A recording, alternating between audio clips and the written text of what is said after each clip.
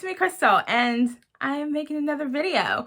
So I'm going to talk about this because I think it'll be fun, like the same reason I talk about everything else.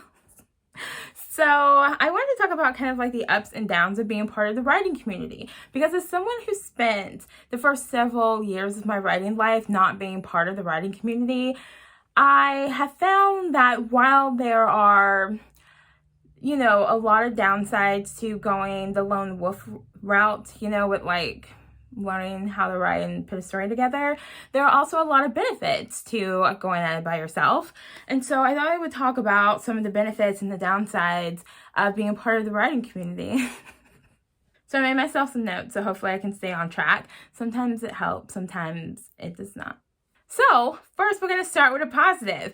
The first positive thing about being part of the writing community is that you get to be around like-minded people.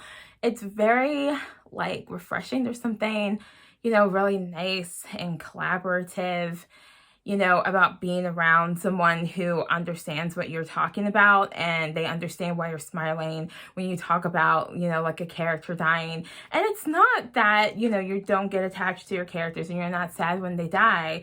It's just it's good for the story, and anything that's good for the story just really lights you up, And so it's nice that you can talk about those things with another writer without them giving you a hard side eye, So the first downside to being part of the writing community is that you're gonna find a lot of people who are not at the same level as you.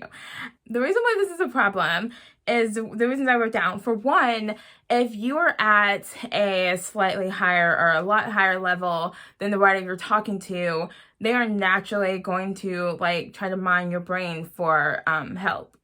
And on one hand, I don't mind, because sure, let my struggles help somebody struggle less, But then sometimes that's all that happens, and then I don't get any help. And part of not getting any help is that sometimes they're not comfortable giving help, or they don't know how to help, because it's if I'm having intermediate writing problems and they're having beginner writing problems, those are not the same thing. And so they can't help me with my intermediate writing problems because they're not there yet, and they don't understand what I'm going through. Now, I have found writers, professional writers like Neil Gaiman, and the writers who have done masterclasses. I've done 5 of them now, which I'll talk about the last 2 I did at some point in the near future. But that is where, people like me have to get advice. From a professional advanced writer who understands where I'm at, and now they are, giving back and helping the beginner writers and the intermediate writers, and helping us stay afloat. And not just stay afloat, they're helping us build yachts that we can sell around the imaginary world in. The second upside and downside to being part of the writing community, the second one, you have help. There may be help available to you. You may have, critiques and beta reading and general advice that you have access to when you need it. And this, of course, can be very helpful. You also, one of the, main, upsides to being part of the writing community is that you also have support when you need it. Even if somebody can't, even if they can't give you a lot of help as far as advice and beta reading and things of that nature, they can always give you support. They can always help, cheer you on, and, give you say positive things when you need to hear them. So you can always get support. You have easier access to support, because sometimes people who don't write, they may think that, maybe you're being a little obsessive, or they think you're writing too much, or they don't understand why it's so important to you. And so another writer, they will understand these things. And so they will understand, how big a deal it is, when you cross certain milestones in your story, when you cross the 25,000 word mark, when you cross the 50,000 word mark, when you finish your project. And, they will be there to celebrate with you. Not that my family and coworkers and friends have not been happy for me when I finish something. They are happy for me. But, there are like smaller milestones, like getting over a block, that everybody else is like, okay. And, a writer would be like, oh my gosh, that's amazing. It's like, isn't it though? It is. It is. Okay. So the next downside, to being part of a writing community, and this is actually the reason why I want to make this video, because I just wanted to talk about this, is that some of that support is actually just baseless affirmation. And so I'm going to give you an example. In 2013, I was writing this portal fantasy, and it turned out the portal fantasy was actually just like a regular fantasy with like this weird portal side thing that happens at the very beginning, where because the character doesn't realize she's portaling out of the world and back in again, a significant amount of time passes in the short amount of time that she's gone. And there was probably a better way for me to deal with this if I had known what I was doing, but I actually don't read a lot of high fantasy. In fact, I think at the time, the only actual high fantasy book I had probably ever read was probably The Hobbit. I read all the Chronicles of Narnia books, but the Narnia is portal fantasy, and so I thought, like I said, that was my portal fantasy, but I wasn't. And so, I didn't know what I was doing. And afterwards, I'm trying to see what I wrote down. I can't read my handwriting. So basically, I was talking about are you writing a book in a genre you don't read or even watch? The writing community will tell you that that's fine. And I personally don't think it's fine. You learn a lot about those genres by taking them in, so when you read a fantasy book, you pick up things. When you watch a lot of fantasy movies, you pick up things. I think you pick up more when you're reading fantasy books, but it doesn't matter. You still pick up things. And so I didn't watch a lot of fantasy movies. I've watched some, I've read a couple maybe fantasy books, but it's like I was completely out of my element. I was floundering, I was miserable. It was extremely difficult. I had a little bit of fun world building, because I just think world building like that is fun in general, at least for some writers anyway. And when I went to my blog to kind of just talk about it, I said something along the lines of, I don't know what I was thinking trying to write a fantasy book when I don't even read this kind of fantasy. And what I got back in the comment section was a bunch of people saying, well, it's okay. I write, I'm writing a suspense books and I don't read or watch suspense. And I'm like, don't you think you should? Why, where is that desire to write a suspense book or a fantasy book or whatever even coming from if you don't even partake in that kind of medium, in that genre in the first place? Your idea, I think sometimes people think that their ideas are going to be more unique if they don't consume stuff in that genre, but what you actually end up doing is being incredibly cliche, because you're doing the most basic parts of those things, because you don't know how to build up on it and make it unique, because you don't understand the material well enough, you don't understand the genre well enough, so my portal fantasy, I was in portal fantasy, that ended up being an extremely basic fantasy book, which is fine. I was experimenting, it's fine. But what I needed was somebody to help me get back on track again, was to help me find stories that would light me up again. And then I ended up spending 2 whole years floundering, trying to get back on this path on my own, because I didn't have anybody helping me get back to the stories that would light me up and make me feel good or happy or, get me in the zone, So that's what I needed. I needed help getting back on a path that works for me, and I needed, maybe directions to that path. And what I got and instead was just people telling me that everything that I was doing was fine and everything I was doing was not fine, and they were just throwing a bunch of platitudes and affirmations at me, and that was not helpful at all. And I ended up having to do it myself anyway. Okay, so the third upside to being part of the writing community is that you can learn new ways of doing things and new things to try that might work really well for you that you didn't know about. So this can be outlining techniques and brainstorming techniques that you haven't tried before, that you didn't think of on your own, and you see somebody else, outlining with note cards, and then you're like, oh, I'm going to try outlining with note cards, because you just kind of intuitively felt like that would work really well for you, and then it does. You see somebody else printing out their manuscript when they edit, and then you try it and that works really well for you. It didn't work for me, actually. I quit immediately because I was intimidated.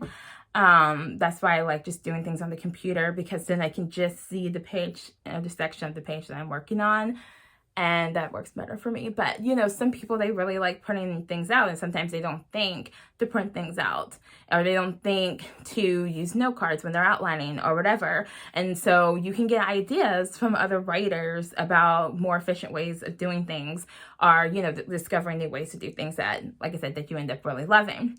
But the third downside to being part of the writing community is that, yes, you can sometimes pick up a writer's bad habits. You can end up trying to force yourself to go down a certain path that's not working for you. So if you are, you know, just very much a discovery writer and that works best for you, and then you have all these people over here saying that they outline, and that outlining just lights them up, and then you try outlining, it just kills all your joy, but then you feel like you should be outlining because they're getting stuff done and you're struggling.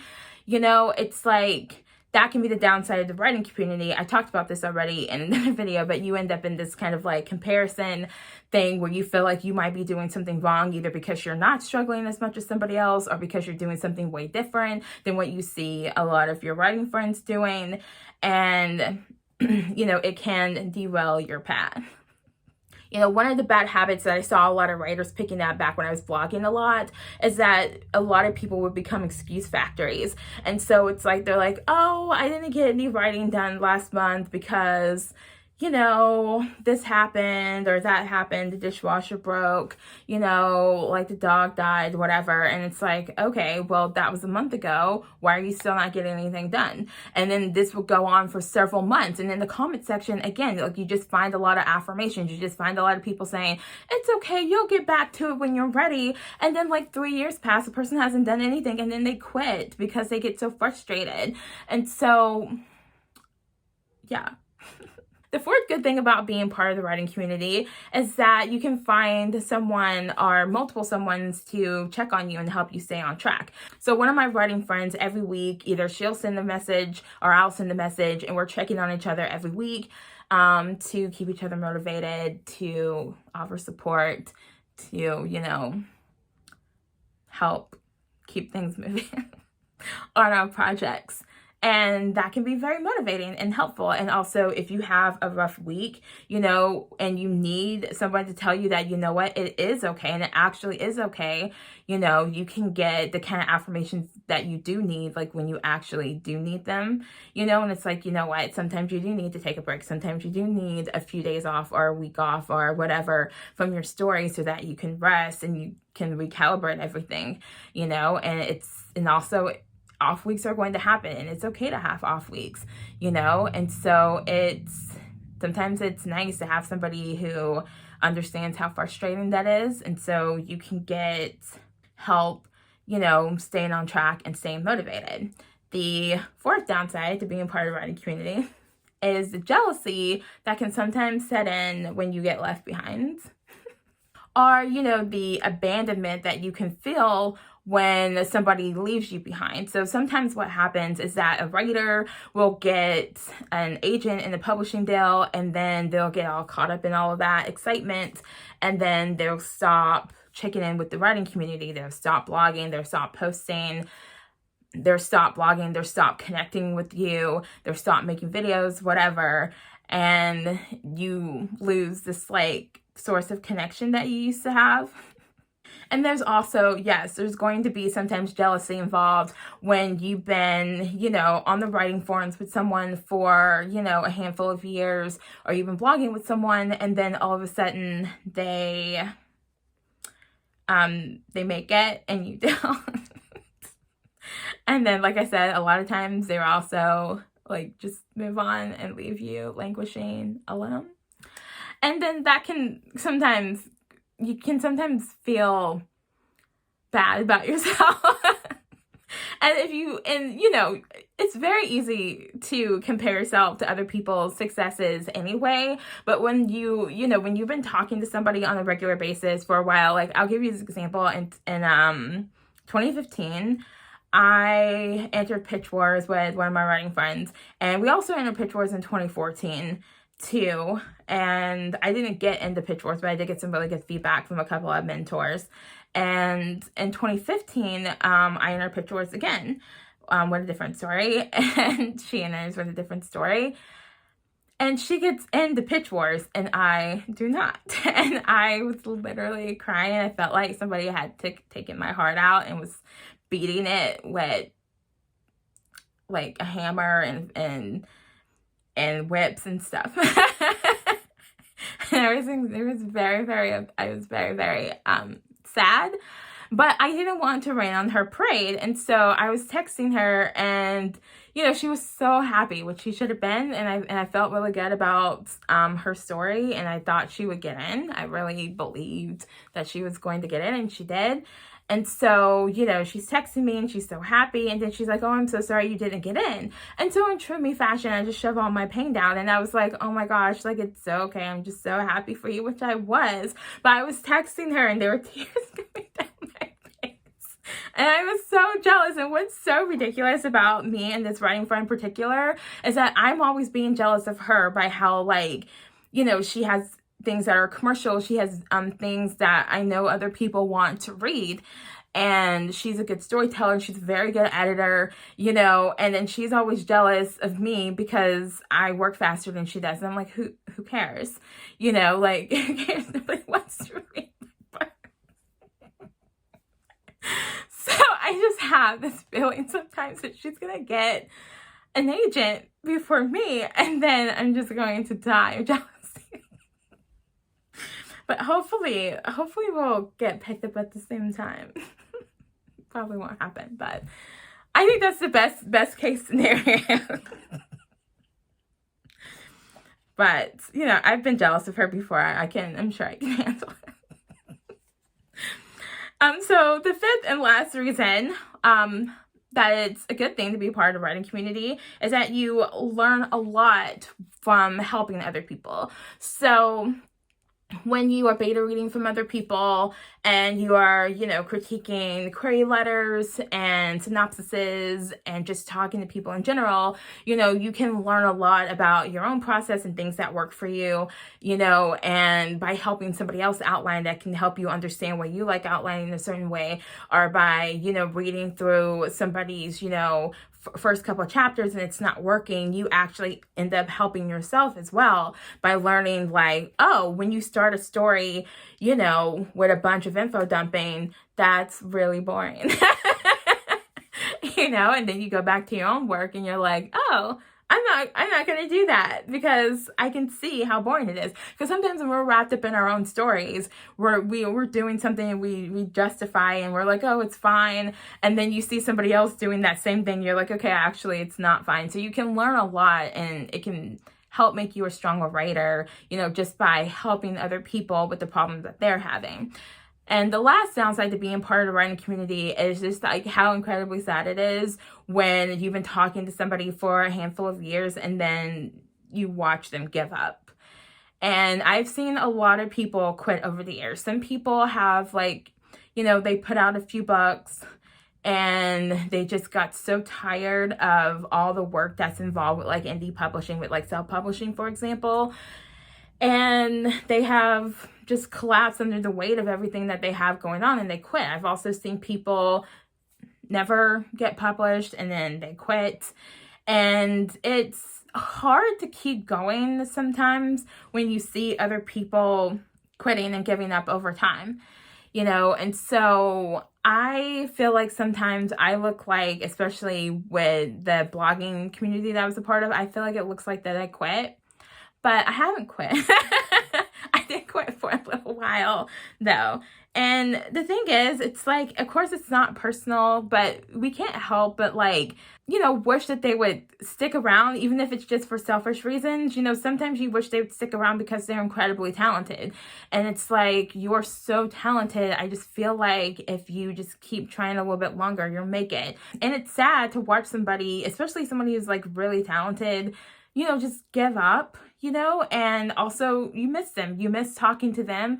You know, you miss reading their stuff. You miss maybe the help that they have given you as well. And you just miss being in a community with them.